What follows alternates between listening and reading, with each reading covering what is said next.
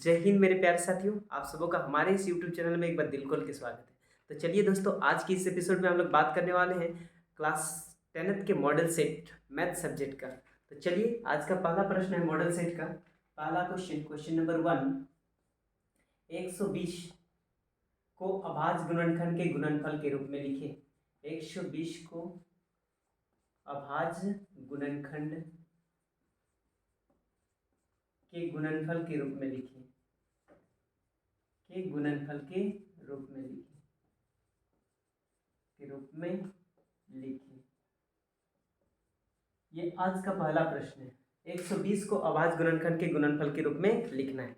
तो क्या करेंगे दोस्तों, देखिए ध्यान से। सबसे पहले हम क्या करेंगे, 120 का अभाज्य गुणनखंड निकालेंगे। तो 120 का अभाज्य गुणनखंड करेंगे किस प्रकार, सबसे छोटी अभाज्य संख्या 2 होती है। तो आप इसको एक काम कीजिए, 2 से भागा देने का काम कीजिए। देखिए 2 छुक 12 और एक 0, यानी 60 दूनी 120 होता है। फिर 2 से 2 तीसम 60, ठीक। फिर 2 से जाएगा 15 दूनी 30। अब 2 से जाने वाला नहीं है तो कितना से देंगे, 3 से। 3 बचे 15 और 5 एक कम 5। आई होप यहाँ तक समझ में जरूर आया होगा, ठीक है। तो इस प्रकार 120 जो है ना, 120 को हम क्या लिख सकते हैं, ध्यान से देखिए। 2 गुना 2 गुना 2 और गुना 3 गुना 5, 3 गुना 5, यानी 2 कितना बार आया है, 3 बार, और 3 एक बार और 5 एक बार, मैंने लिख दिया। इस प्रकार इसका जो अभाज्य गुणनखंड का गुणनफल का रूप होगा ना, 2 3 बार आया है तो हम इसको लिखेंगे 2 की घात 3 इंटू 3 इंटू 5। आपका क्वेश्चन का आंसर इस रूप में भी रह सकता है या फिर ऊपर वाला के रूप में भी रह सकता है। आई होप यहाँ तक समझ में जरूर आया होगा। तो चलिए एक नेक्स्ट प्रश्न को लेके चलते हैं। आज का दूसरा क्वेश्चन है आज का 15 और 25। 15 और 25 का HCF ज्ञात करें। HCF ज्ञात करें। तो हम क्या करेंगे, देखिए 15 को हम किस तरह लिख सकते हैं, 15 को इस प्रकार लिख सकते हैं, 3 गुना 5 करके। क्या करके, 3 गुना 5 करके लिख सकते हैं। और 25 को हम कैसे लिखेंगे, 25 को हम इस प्रकार लिख सकते हैं, 5 गुना 5।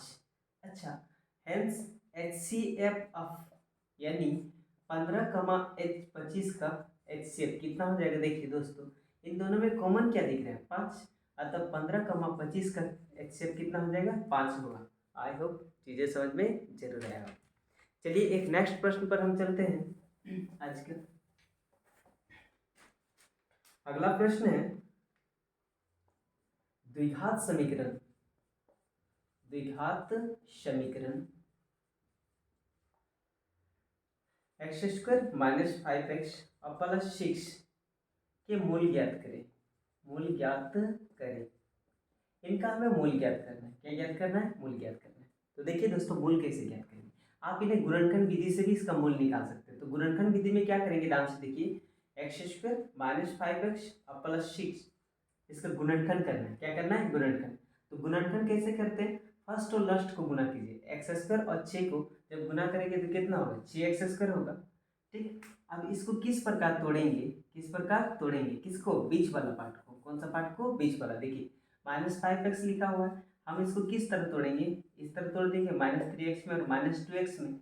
-3x -2x मिलकर -5x होता है, और इन दोनों का गुणनफल फर्स्ट और लास्ट के गुणनफल के बराबर होता है। तो हम इसको इस प्रकार तोड़ सकते हैं, एक्स स्क्वायर और -3x -2x और प्लस कितना, 6। अब बताइए इन दोनों में कॉमन क्या दिख रहा है, x दिख रहा है, तो x कॉमन ले लिया मैंने, तो बचा क्या, x -3। इन दोनों में देखिए -2 कॉमन ले लीजिए तो बचेगा x और माइनस कितना, 3। अब देखिए दोनों में कॉमन क्या दिख रहा है, x -3 दिख रहा है, और यहाँ पर क्या बचेगा, x -2 x -2 x -3 x -2। अब इसका यदि हमको मूल ज्ञात करना है तो तुलना इससे 0 से कीजिए। x -3 इक्वल टू 0 और x -2 इक्वल टू 0। तो इस प्रकार x बराबर कितना हो जाएगा, 3, और x बराबर कितना हो जाएगा, 2। इस क्वेश्चन का राइट आंसर कितना हो जाएगा, एक बार 3 होगा, एक बार 2, अर्थात इसके 2 मूल 3 और 2 होंगे, 3 और 2 होंगे। आई होप चीजें समझ में जरूर आया होगा। चलिए अगला प्रश्न है आज का चौथा नंबर। एपी है, क्या है, एपी 2,7, 12, कितना, 12 का 10वां पद ज्ञात करें। 10वां पद इक्वल टू व्हाट, यानी 10वां पद हमें निकालना है इसका। तो इस एपी का देखिए, इस एपी का पहला वाला पद को ए से डिनोट किया जाता है। ए इक्वल टू कितना दे दिए 2, और शार्वंतर डी बराबर हमें दे दिया, देखिए 7 में 2 घटाओ, 7 में 2 कितना बचेगा 5 बचेगा। तो ए और डी हमें पता है, हमें 10वां पद ज्ञात करना है। तो 10वां पद को किससे सूचित किया जाता है, टी10 से। किससे, टी10 से। तो टी10 बराबर क्या हो जाएगा, ए प्लस 9डी, ए प्लस 9डी। ए का मान हमें दे दिया 2 और प्लस 9 इंटू डी का मान कितना 5, ठीक है। तो 2 प्लस 9 25 कितना 45, अब 45 में 2 जोड़ेंगे तो कितना हो जाएगा मेरे प्यारे साथियों 47, अर्थात 47 हो जाएगा। अर्थात इसका 10वां पद कितना होगा 47 होगा। क्या होगा 47। आई होप चीजें समझ में जरूर आया होगा। अगला प्रश्न है आज का 5वां प्रश्न। 2 अंकों वाली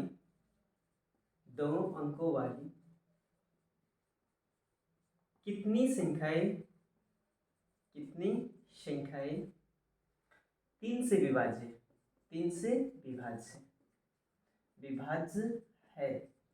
तो ध्यान से देखिए दोस्तों, 2 अंकों वाली कितनी संख्याएं 3 से विभाज्य है। तो आपको पता होगा 2 अंक स्टार्ट कहाँ से होता है 10 से।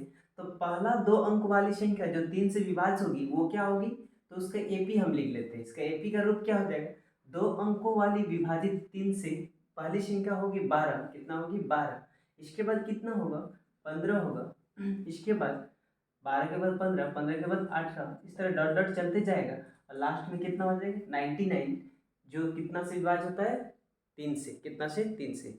अब एक काम कीजिए, इसका पहला पद ए का मान कितना दे दिया 12, और शार्वंतर डी बराबर कितना हो जाएगा, देखिए 15 में 12 घटाइए, दूसरा पद में पहला पद को घटा करके शार्वंतर निकाला जाता है। तो 15 में 12 घटाएंगे तो कितना होगा 3 होगा। तो डी का मान 3 निकला। और ये जो दिया हुआ है ना अंतिम वाला पद जिसको हम लोग टीएन कहते हैं, टीएन बराबर 99 दिया हुआ है। तो हमें पूछा है कि पदों की संख्या यानी कितनी संख्या है, यानी एन निकालना है। क्या निकालना है एन। तो चूंकि टीएन बराबर 99, इसलिए इसका फॉर्मूला होता है A plus N minus 1 into D equal to कितना हो जाएगा 99। ए का मान हमें दे दिया है 12 और प्लस एन माइनस 1, हमें एन पता नहीं है, डी का मान पता है कितना है 3 इक्वल टू कितना 99। चलिए सबसे पहले आप क्या कीजिए एन माइनस 1 इंटू 3 लिखिए इक्वल टू 99, और इस 12 का आप उस पार भेज दीजिए, बराबर किस पार जाएगा तो ये माइनस में चला जाएगा। तो इस प्रकार N minus 1 into 3 equal to 99 में 12 घटेगा, 9 में 2 गया 7, 9 में 1 गया तो 8, 87 होगा। काटिए इसको, कट जाएगा 3 से, 3 दूनी 6, 2 बचा 3 नंबर 27। इस प्रकार एन का जो मान होगा ना 29, और ये माइनस में है उस पार जाएगा तो प्लस हो जाएगा, 29 प्लस 1 कितना हो जाएगा 30 हो जाएगा। आई होप यहाँ तक समझ में जरूर आया होगा। Thank you so much to watching this video.